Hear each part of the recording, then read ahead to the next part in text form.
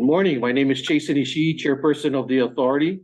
I'd like to call to order the January 3rd, 2024 At-Large Authority Meeting of the Hawaii Community Development Authority. And the time is now 10:01. Thank you, Chair. In accordance with Section 92-3.7 Hawaii Revised Statutes, the Hawaii Community Development Authority is holding today's at-large board meeting virtually on Zoom. The Zoom link details were included on the meeting agenda. Therefore, members of the public are welcome to join us on Zoom and also at our physical meeting site with the American Brewery Building, 547 Queen Street, second floor boardroom, Honolulu, Hawaii, 96813. The meeting is being the HCDA communication staff is hosting this meeting. Once the meeting begins, everyone will be muted your audio. Board members, if you have any comments or questions, please unmute yourselves to speak. This is a public in-person and virtual meeting, so to prevent any distractions, if you are attending virtually and you're not a board member, staff member, or HCDA's Attorney General, please turn off your video during the meeting. If you are providing verbal public testimony, your name will be called accordingly. If you are attending in person, when your name is called, please come to the front of the room. And if you're attending virtually, you may click the raise hand button to indicate that you wish to testify. Each testifier will then be enabled to unmute their microphone in order to provide testimony. In either case, please clearly state your name and affiliation and proceed with your testimony.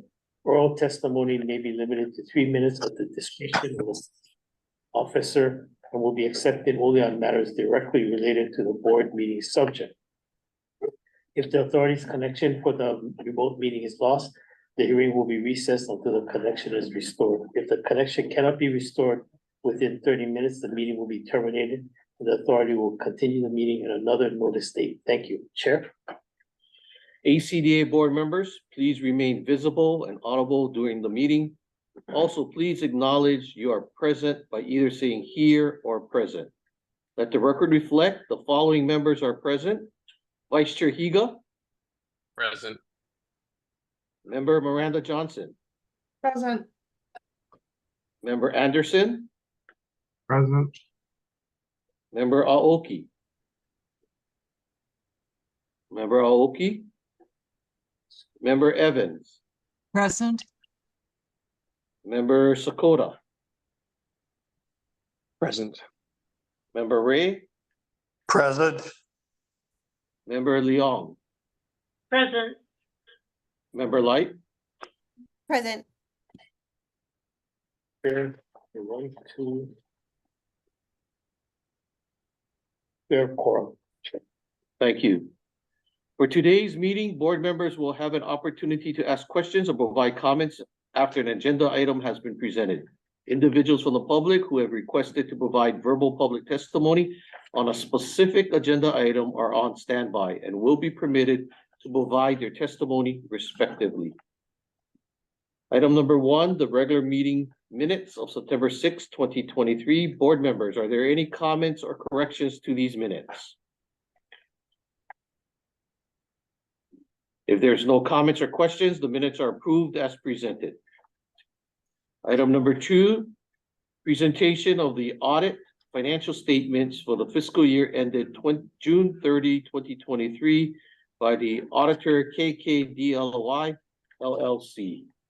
Chief Financial Officer Garrett Sasaki will now present the staff report. Garrett. Morning, Chair, board members. The staff report's included in tab 2 of your packet. Our audit for June 30, 2023 concluded in December of last year. Online, we have our auditors that will do a short presentation. Ralph Kanetoku and Guy Nishihiro. Good morning, everyone. Morning. Can you hear us okay? Yeah. Yep. Okay, I'll start off. Okay, would I be able to, I'm sure everybody has a hard copy of the presentation, but I'm gonna try and share my screen if possible so I can bring up the presentation on screen. Okay, it should be able to share now. Okay. Great, and as you're sharing, let the record reflect, member Hirai has joined us. Okay. Okay, thank you, Garrett, Chair, board members. My name is Ralph Kanetoku. Across from me is Guy Nishihiro. We're here to present the results of our financial audit of the HCDA. Our audit was conducted under contract with the Office of the Auditor. We should mention that we have previously met with HCDA management and the Office of the Auditor to review the results of our audit. And we'd like to highlight those results with you today.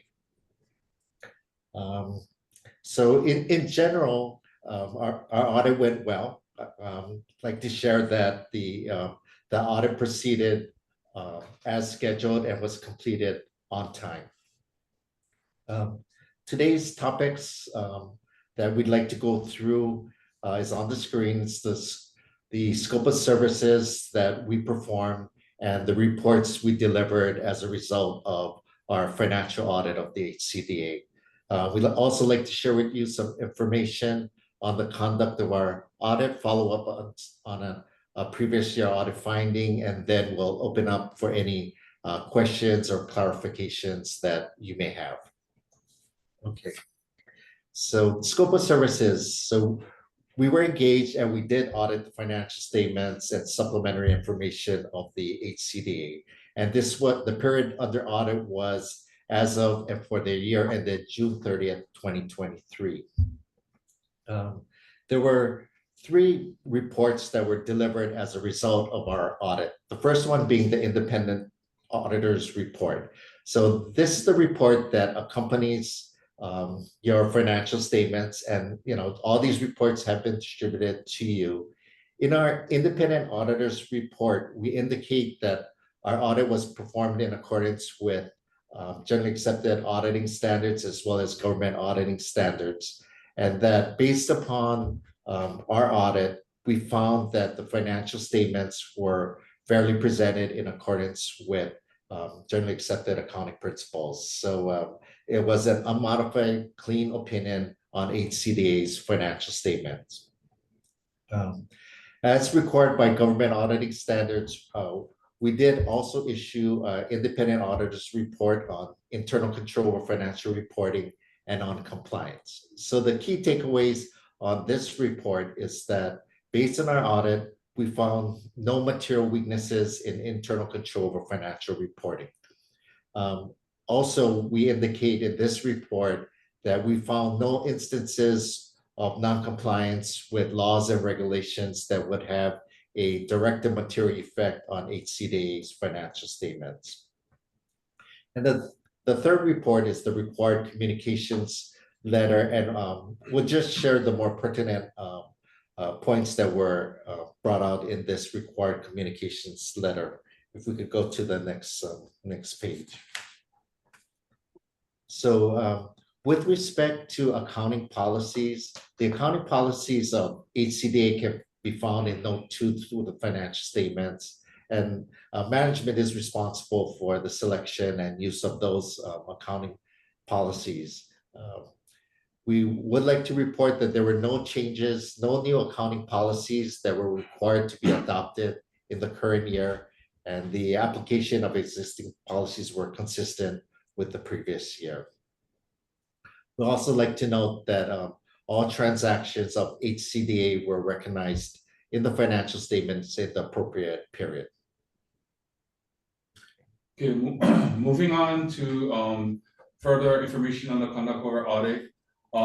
Like Ralph mentioned, we encountered no significant difficulties in performing the audit.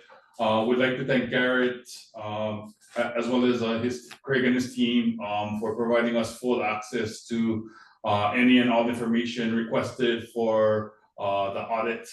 Also, no disagreements with management on financial accounting reporting or auditing matters that were noted during the audit. As far as accounting estimates, the more significant accounting estimates in HCDA's financial statements include the valuation of accounts and loans receivable, the carrying value of its capital assets, as well as its allocated share of the state's net OPEB and pension liability.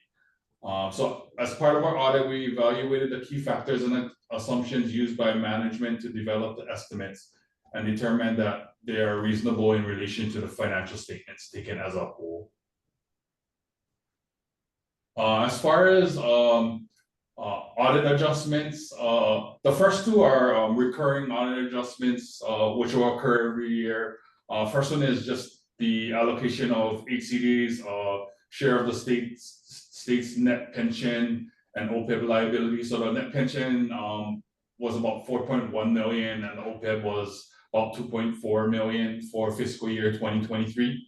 The second one is just a recurring under GASB statement number 887 relating to leases.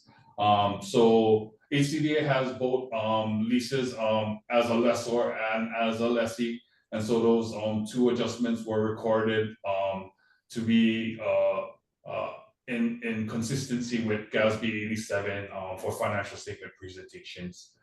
The last entry was just to book the land and building for a Block P purchase that was made in fiscal year 23. So the total was 6.2 million, but we did know that there was like a $5 million credit on the closing statement that was recorded as other revenues, as this is like a more of a disposition of some remnant properties dealing with the purchase of the land and building for Block P. There were no significant unrecorded misstatements identified during our audit. Moving on to the follow-up of the prior year audit findings. So in fiscal year 21, we did note that there was a finding regarding timing reconciliations of capital assets. We noted that there were no instances during the fiscal year ended 2023 that showed any unreconciled items for capital assets. So this finding is considered to be resolved. There were no similar findings in the current year. I believe that's all that we have as far as our formal presentation. I'd like to open it up for any discussion or questions that anybody may have. Members, are there any questions or comments?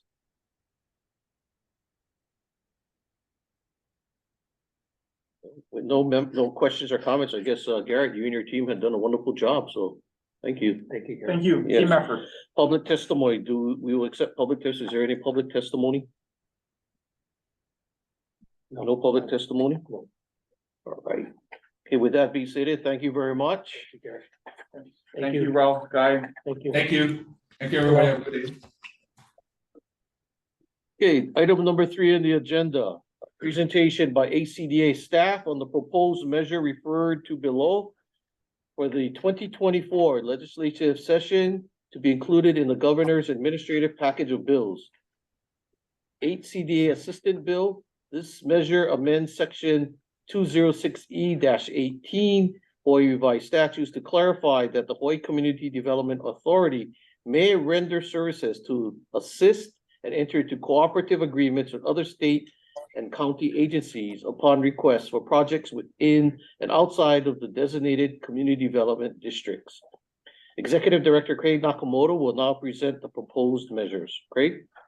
Thank you, Chair. I don't have a written staff report, so I'll just do this verbally. As part of our strategic plan, the board has given us a new strategic direction, which is to assist other state agencies, especially in the area of infrastructure development, which we have done, and we're also helping other state agencies with construction management. And the current language in the statutes allows for that, but we wanted to sort of further clarify it with this bill. And what it makes, doubly clear is that HCDA can assist other state and county agencies by entering into cooperative agreements or MOUs to help them with their infrastructure and development projects or other kinds of projects like construction management. So it's really kind of housekeeping clarification bill. Chair, thank you. Thank you, Executive Director Nakamoto. So just for clarification, which MOUs or cooperative agreements we have currently, do you know? Okay, so we're working on an MOU with the Office of Corrections Department for the Women's Correctional Community Center. That is the for construction management and development of a new kitchen facility. We have an MOU with the Department of Land and Natural Resources to assist DLNR with completing a kind of feasibility and market study to determine feasible uses, land uses for the Banyan Drive area, Waiakea Peninsula. Those are the ones that come to mind right now. Okay, thank you. Members, are there any questions or comments?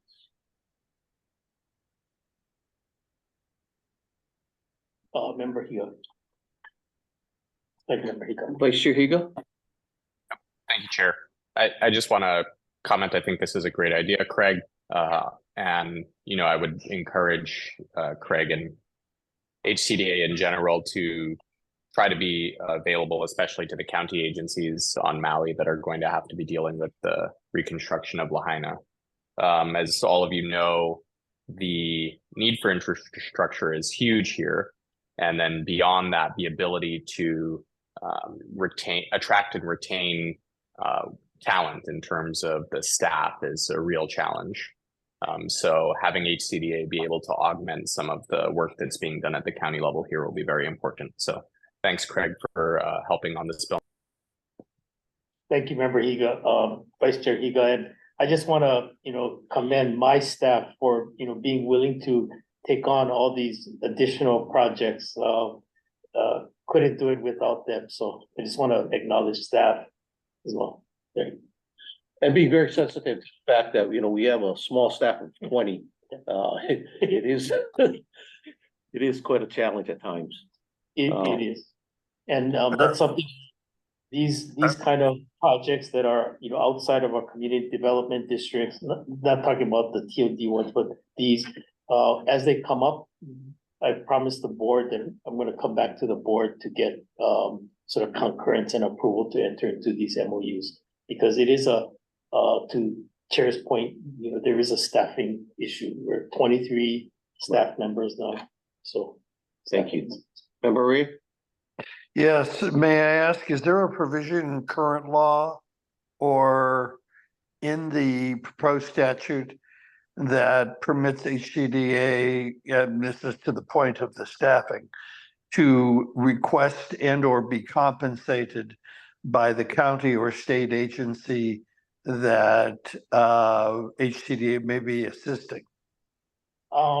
Member Ray, there isn't in this bill, but I think as we enter into specific MOUs on a situation by situation basis, we do negotiate fees for the services.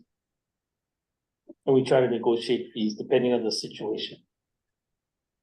Okay, that's good. You might, and this is not an important thing on my part, but you might make it clear in the proposed legislation that may occur and can occur and is authorized to occur.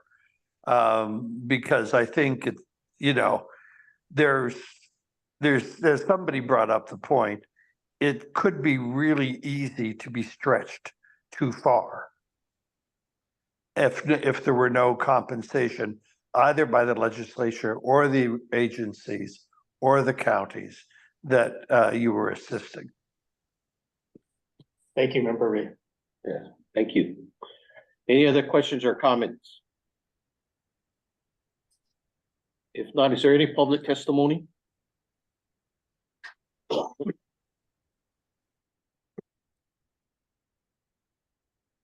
Okay, no public testimony. Why don't we go to item number 4, presentation by ACDA on the status of funding and procurement of transit-oriented development related projects. Thank you, Chair. I'll like the previous agenda item, I don't have a staff report. but I can verbalize this. So as to item number one, these are from Act 164, which is the state budget from the 2023 session. We had after the state budget was passed by the legislature, and as it went through the governor's veto and budget reduction effort, we had some money allocated or appropriated to us. And then as a result of some back and forth with budget and finance after the Maui wildfires, there was some question that some of these funds would then be sort of redirected to assist with the Maui wildfire recovery efforts, which is something that I supported as the governor's initiative. So there was a lot of back and forth, and I was not able to report on the final status of this until very recently when these funds were finally released. So for the Iwole Kapalama TOD infrastructure design and construction, we did get released to us $25 million to do that. For East Kapolei infrastructure implementation master plan, we did get released to us 500,000. And then I'll give you some details more on this. University of Hawaii West Oahu on-site infrastructure, 35 million.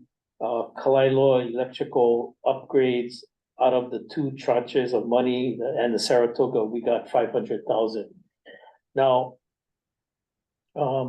because of the board's concurrence with the strategy of this, we were able to, even though there was possibility that even though some of these funds had been held because of the Maui wildfires, we proceeded with preparing the RFPs and to tee it up in case the funds were released. So even though the funds were just released in some of these instances, we already had the RFPs prepared, and they were released.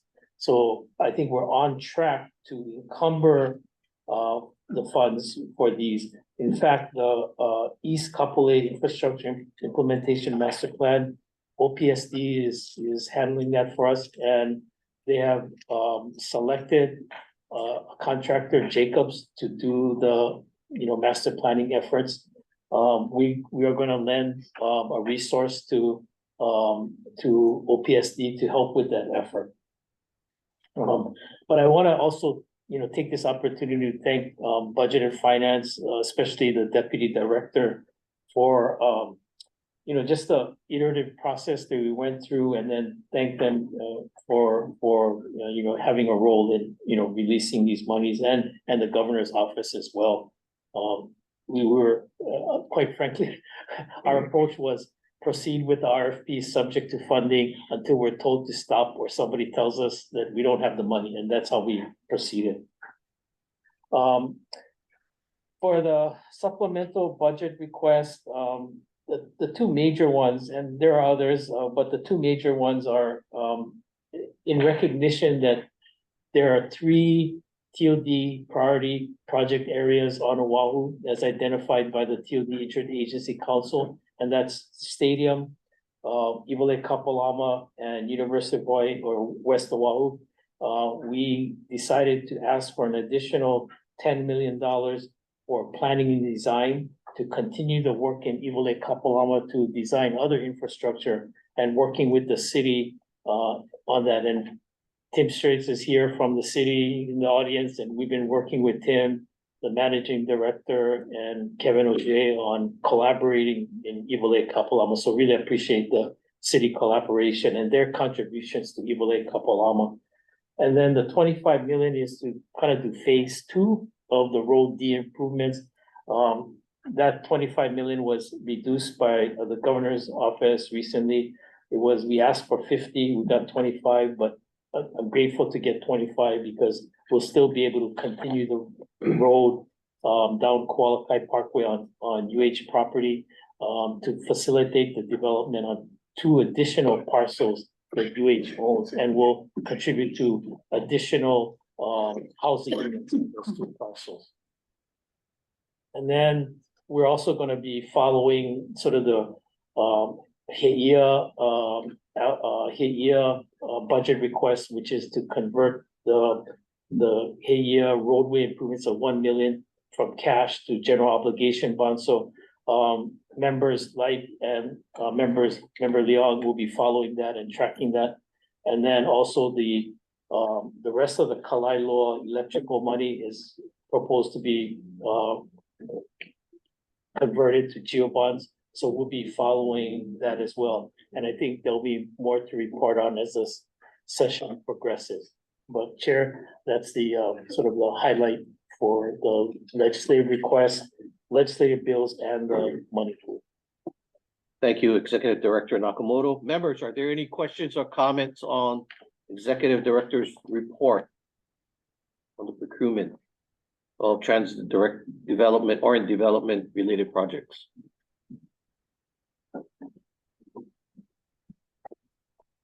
No questions? Is there any public testimony? No? So if there's no questions or any public testimony, let's go to item number 5, which is the monthly financial highlights for November 2023. Mr. Garrett Sasaki, Chief Financial Officer, will now present the November 2023 financial highlights. Garrett? Morning, Chair, board members. The staff reports included in tab 5 of your packet. There's really nothing significant to report for the month of November. We just paid the regular bills, standard operations, nothing significant. Members, are there any questions or comments regarding the submission of the financial report for 2023? If not, if there's any public testimony? No public testimony. Okay, well, thank you very much. Happy New Year, everyone here on the call, and thank you for joining us. Thank you for those who joined us on Zoom or in person. This concludes our business for today, and the meeting is now adjourned, and the time is 10:29. Thank you. Happy New Year. Thank you. Happy New Year. Thank you.